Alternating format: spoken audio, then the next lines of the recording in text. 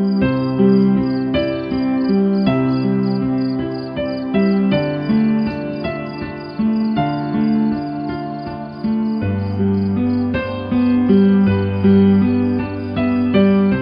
était une fois, dans un royaume lointain, un roi et une reine qui attendaient avec impatience la naissance de leur enfant. Mais un mal terrible s'abattit sur la reine, et aucun remède ne semblait pouvoir la sauver. Désespéré, le roi ordonna à ses hommes de parcourir tout le royaume à la recherche d'une plante légendaire aux pétales dorés, une fleur imprégnée de la magie du soleil, capable de guérir tous les maux. Cette fleur rare et précieuse appartenait à une vieille sorcière du nom de Mère Gothel.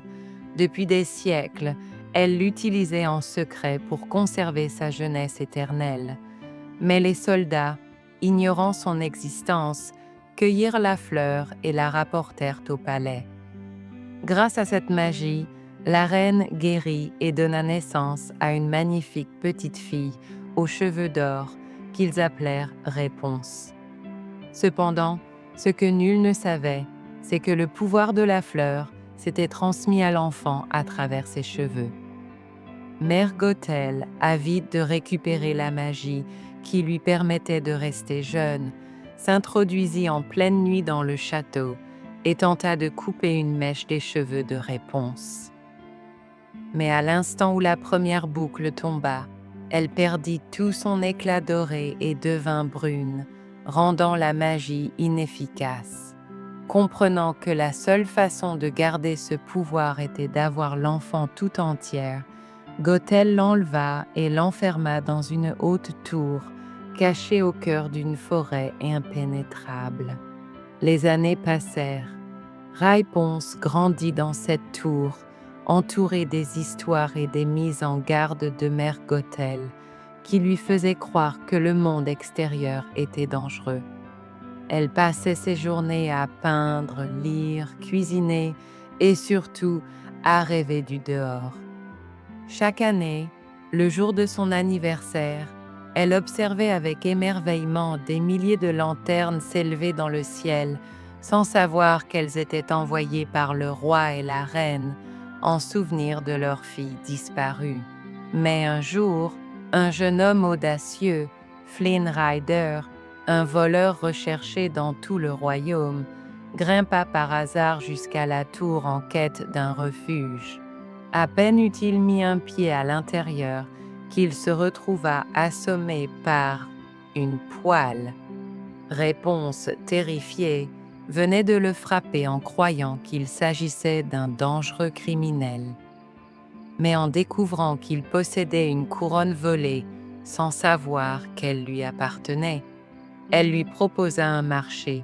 Il devait la guider jusqu'à la ville pour voir de près les mystérieuses lumières du ciel, et en échange, elle lui rendrait son bien. Ainsi commença un voyage inoubliable. Pour la première fois, Réponse mit un pied hors de sa prison dorée et découvrit un monde qu'elle n'avait vu que dans ses rêves. La nature, les rivières, les villages animés, tout l'émerveillait. Peu à peu, Flynn et elle apprirent à se connaître et à s'apprécier. Derrière son arrogance et son humour, Flynn cachait un passé douloureux, et derrière son innocence, Réponse montrait une force et une intelligence remarquables. Mais Mère Gothel n'avait pas dit son dernier mot. Furieuse en découvrant la fuite de sa fille, elle usa de ruses pour la ramener à la tour, lui faisant croire que Flynn l'avait trahie. Dévastée, Réponse accepta de revenir, renonçant à ses rêves, jusqu'à ce qu'elle comprenne une vérité bouleversante. Les lanternes représentaient l'amour de ses parents. En observant des peintures qu'elle avait toujours faites sur les murs de sa chambre, elle réalisa qu'elle était la princesse disparue. Flynn, entre-temps, tenta de la sauver, mais Gothel le poignarda mortellement avant qu'il ne puisse l'atteindre. Réponse en larmes lui promit de rester avec Gothel si elle la laissait soigner Flynn avec sa magie. Mais dans un ultime acte de courage, Flynn coupa ses cheveux d'un coup de poignard, détruisant ainsi le pouvoir de Gothel.